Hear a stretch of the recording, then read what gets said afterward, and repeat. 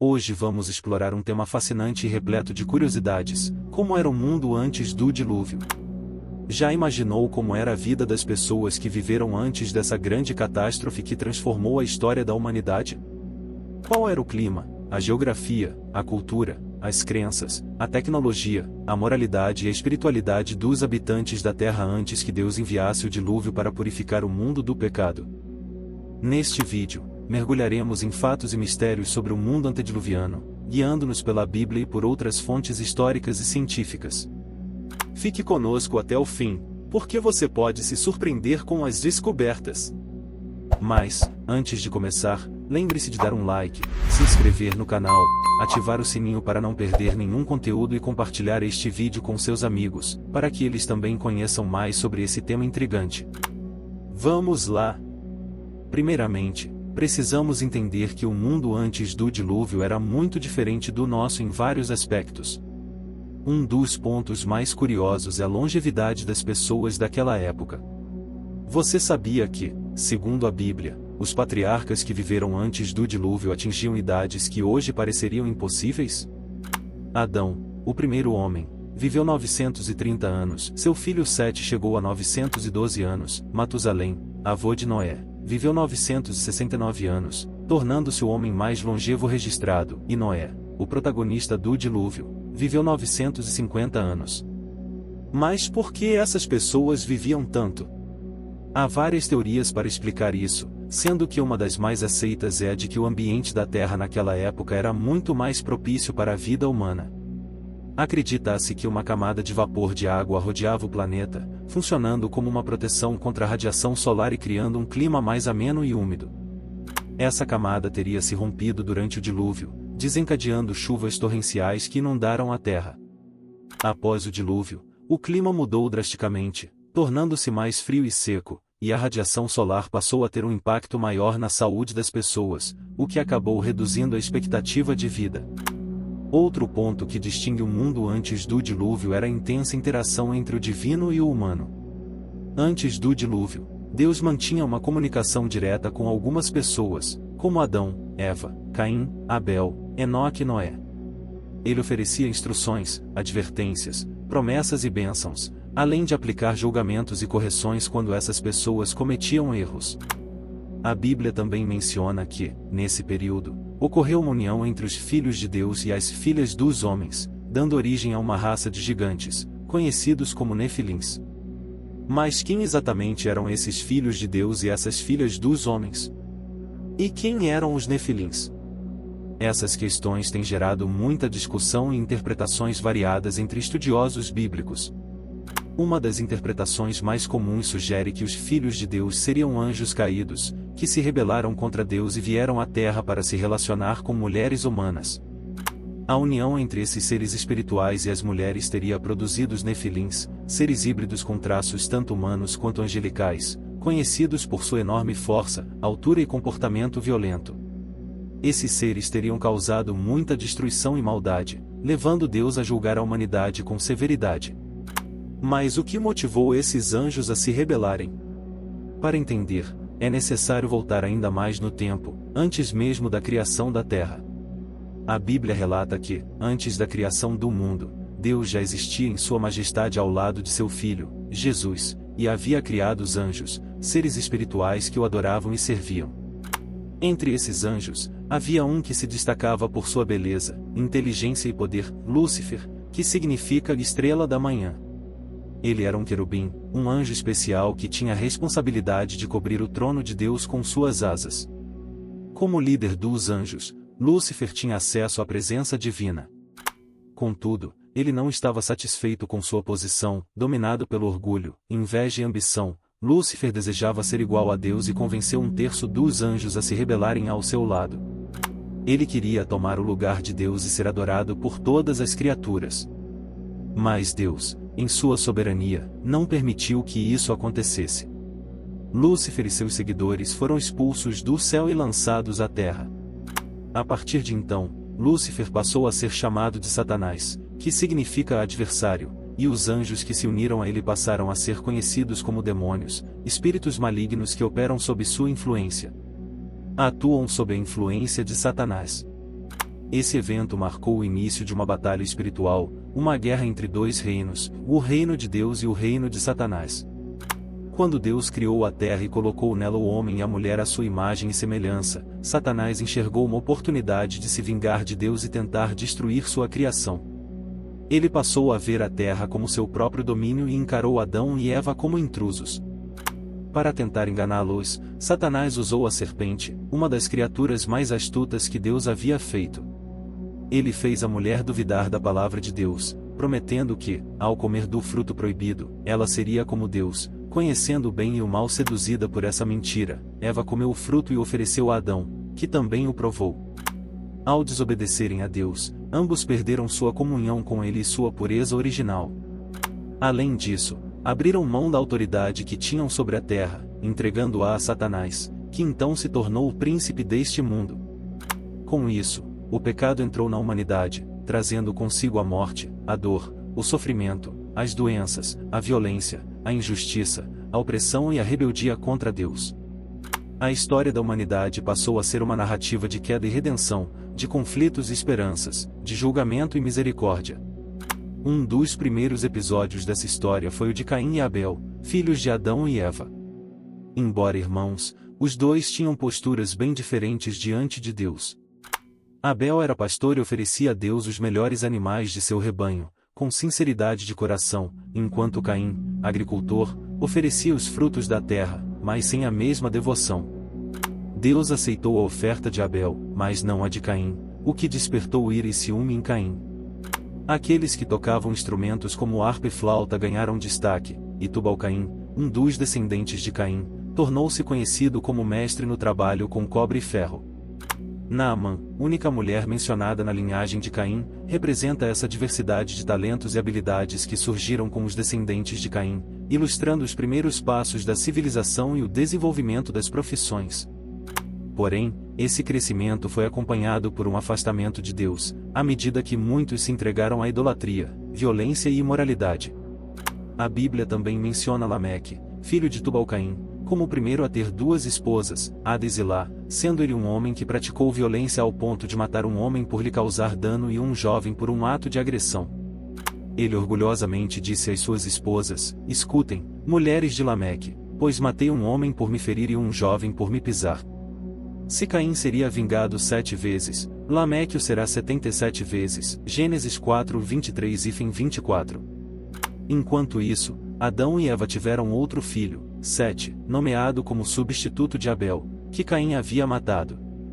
Sete foi pai de Enos, e assim iniciou-se uma linhagem que continuou a buscar a Deus, em contraste com a linhagem de Caim, que se rebelou. Nessa linhagem de Sete, um homem chamado Enoque se destacou por sua profunda comunhão com Deus. A Bíblia relata que Enoque andou com Deus e que Deus o levou sem que passasse pela morte, o que o torna o primeiro homem a ser arrebatado. Enoque é mencionado como um exemplo de fé e obediência em meio a uma geração corrupta. Antes do dilúvio, a Bíblia descreve um mundo tomado pela cobiça, maldade e traição, onde o conflito e a violência se espalhavam, e os lares e as comunidades se tornavam terrenos de disputa. Deus viu que a terra estava repleta de violência e corrupção e que o coração dos homens era dominado por pensamentos malignos. Em seu pesar, Deus decidiu que destruiria a humanidade, os animais, os répteis e as aves. No entanto, houve um homem que encontrou graça diante de Deus, Noé. Noé era um homem íntegro, que caminhava com Deus em meio a uma sociedade corrupta. Ele teve 3 filhos e Sem, Cã e Jafé. Deus confiou a Noé a tarefa de ser o guardião de um novo recomeço para a humanidade. Ele recebeu instruções para construir uma arca que salvaria sua família e os animais do grande dilúvio que viria. A arca foi projetada com 300 covados de comprimento, 50 de largura e 30 de altura, um grande navio especialmente feito para suportar a inundação. Deus criou todas as criaturas da terra, incluindo animais, répteis e aves, mas entre todos os homens, apenas um encontrou graça diante dele, e Noé. Noé era um homem justo, íntegro e que caminhava com Deus, destacando-se por seu caráter em meio a uma geração corrupta. Ele tinha 3 filhos, e Sem, Cã e Jafé. Deus escolheu Noé para ser o líder de um novo começo para a humanidade e deu-lhe uma tarefa única e importante: construir uma arca para salvar sua família e os animais do dilúvio que estava prestes a acontecer. A arca, projetada por Deus para suportar o grande dilúvio, era uma embarcação especial de aproximadamente 137 metros de comprimento, 22,5 metros de largura e 13,5 metros de altura, medidas baseadas no côvado, distância do cotovelo à ponta dos dedos, cerca de 45 centímetros. A arca possuía 3 andares, com diversas divisões internas, uma janela no topo e uma porta lateral que apenas Deus podia fechar e abrir. Construída de madeira de gofer, resistente à prova d'água, a arca era vedada com betume por dentro e por fora, protegendo-a de infiltrações. Essa enorme embarcação tinha capacidade para abrigar aproximadamente 40.000 animais de várias espécies, além de alimentos e água suficientes para todos e para a família de Noé. A arca representava a graça e misericórdia de Deus e era uma verdadeira obra de engenharia divina. Noé dedicou cerca de 120 anos para construir a arca, seguindo detalhadamente as instruções divinas. Durante esse período, ele também advertiu seus contemporâneos sobre o dilúvio que viria e chamou-os ao arrependimento. Contudo, as pessoas ignoraram suas advertências, zombaram de Noé, considerando-o insano e fanático. Elas não acreditavam que Deus puniria o mundo com água, pois nunca haviam presenciado chuva. Não podiam imaginar que as profundezas do abismo e as janelas dos céus se abririam, cobrindo toda a terra com água. Não percebiam que o dia do Senhor chegaria como um ladrão à noite, pegando todos de surpresa. Apenas a entrada na arca poderia salvá-los, mas eles não acreditaram. Finalmente, chegou o dia em que Deus ordenou a Noé: entre na arca com toda a sua família, pois tenho visto que você é justo nesta geração. Deus instruiu Noé a levar 7 pares de cada animal puro, macho e fêmea, e 1 par de cada animal impuro, além de 7 pares de aves para garantir a preservação das espécies. Depois de 7 dias, Deus faria chover sobre a terra por 40 dias e 40 noites, eliminando todos os seres que ele havia criado. Gênesis 7:1-4. Noé, obediente, entrou na arca com sua família e com os animais conforme Deus ordenara. Tinha 600 anos quando o dilúvio começou. No dia determinado, as profundezas da terra se romperam, e as janelas dos céus se abriram, trazendo uma chuva torrencial que durou 40 dias e 40 noites. As águas se elevaram, cobrindo todos os altos montes sob o céu, superando-os em até 7 metros, 15 covados. Toda forma de vida que se movia sobre a terra pereceu: aves, gado, animais selvagens, todos os seres que rastejavam pelo solo e toda a humanidade. Cada ser que tinha fôlego de vida e habitava a terra seca foi destruído, restando apenas Noé e os que estavam com ele na arca. Gênesis 7:11-23. Noé e os que estavam na arca permaneceram isolados do mundo submerso por 150 dias, enquanto as águas cobriam a terra. Deus se lembrou de Noé e fez com que um vento soprasse sobre a terra, começando a reduzir as águas. As fontes das profundezas e as janelas do céu se fecharam, e a chuva cessou. As águas continuaram a recuar e, após 150 dias, o nível havia baixado significativamente. No 7º mês, no 17º dia, a arca parou sobre os montes de Ararat. As águas continuaram a diminuir e, no 1º dia do 10º mês, os topos das montanhas começaram a aparecer. Gênesis 8:1-5. Noé aguardou mais 40 dias e abriu a janela da arca, soltando um corvo, que voava para frente e para trás enquanto esperava que a terra secasse. Em seguida, ele soltou uma pomba para verificar se as águas tinham recuado. No entanto, a pomba não encontrou um lugar seco para pousar e retornou para a arca. Noé estendeu a mão, recolheu a pomba e esperou mais 7 dias. Após esse tempo, soltou a pomba novamente, e ela retornou ao anoitecer trazendo uma folha nova de oliveira no bico, indicando que as águas estavam recuando. Gênesis 8:6-12. Após aguardar mais 7 dias, Noé soltou a pomba pela 3ª vez, e desta vez ela não voltou. No ano 601 de Noé, no 1º dia do 1º mês, ele removeu a cobertura da arca e viu que a superfície da terra estava seca. No 27º dia do 2º mês, a terra estava completamente seca. Então, Deus falou a Noé, dizendo: saia da arca, você, sua esposa, seus filhos e as esposas de seus filhos. Traga para fora todos os animais, aves e seres vivos que estão com você, para que se espalhem pela terra, sejam férteis e se multipliquem. Gênesis 8 e 13, 19. Noé e sua família saíram da arca com todos os animais, e Noé construiu um altar ao Senhor, onde ofereceu sacrifícios de todos os animais e aves puras. O Senhor sentiu o aroma agradável e disse em seu coração: Nunca mais amaldiçoarei a terra por causa do homem, pois a inclinação do seu coração é má desde a infância. E nunca mais destruirei todos os seres vivos como fiz. Enquanto a terra existir, haverá semeadura e colheita, frio e calor, verão e inverno, dia e noite, sem cessar. Gênesis 8, 20, 22. Deus abençoou Noé e seus filhos e disse: E sejam férteis, multipliquem-se e encham a terra. Deus estabeleceu um temor nos animais da terra, nas aves, nos seres que rastejam e nos peixes do mar, colocando-os sob o domínio da humanidade. Tudo o que tem vida e se move foi entregue como alimento ao homem, assim como Deus deu as plantas verdes. No entanto, Deus ordenou que não se consumisse carne com sangue, que representa a vida.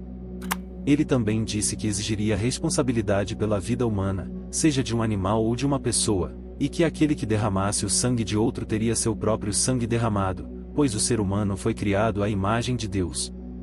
Ele então abençoou Noé e seus filhos, dizendo-lhes para serem férteis, multiplicarem-se e povoarem abundantemente a terra. Gênesis 9, 1, 7. Então, Deus estabeleceu um pacto com Noé, seus descendentes e todos os seres vivos que estavam com ele, incluindo aves, animais e todos que saíram da arca, prometendo nunca mais destruir toda a vida por meio de um dilúvio. Para selar esse pacto, Deus colocou o arco-íris nas nuvens como um sinal eterno dessa promessa. Ele disse que sempre que o arco-íris aparecesse nas nuvens, ele se lembraria de seu compromisso de nunca mais destruir a terra com um dilúvio.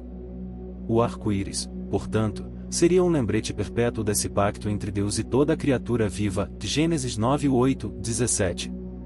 O arco-íris, então, tornou-se o símbolo da aliança de Deus com Noé e toda a criação, representando a fidelidade e bondade de Deus, que oferece à humanidade uma nova chance de recomeço. É uma promessa de que Deus nunca mais destruirá o mundo através de um dilúvio, mas também uma esperança de que Ele restaurará todas as coisas, trazendo renovação e vida. Essa é uma expressão do amor de Deus por nós, reforçada pelo envio de seu Filho, Jesus Cristo, que representa o arco-íris de nossa salvação. Assim, concluímos a narrativa do dilúvio, dando início à história de Noé e seus descendentes, que se espalharam e formaram as nações. Mas essa é uma história para um próximo vídeo. Deixe nos comentários o que você achou do tema e compartilhe suas reflexões com respeito pelas opiniões alheias. Se esse conteúdo te trouxe valor, peço que se inscreva no canal para não perder os próximos vídeos. Compartilhe com seus amigos e familiares, deixe seu like e sua opinião nos comentários, pois isso ajuda a alcançar mais pessoas. Juntos, podemos expandir nosso entendimento e iluminar ainda mais mentes. Muito obrigado por assistir, e que Deus te abençoe.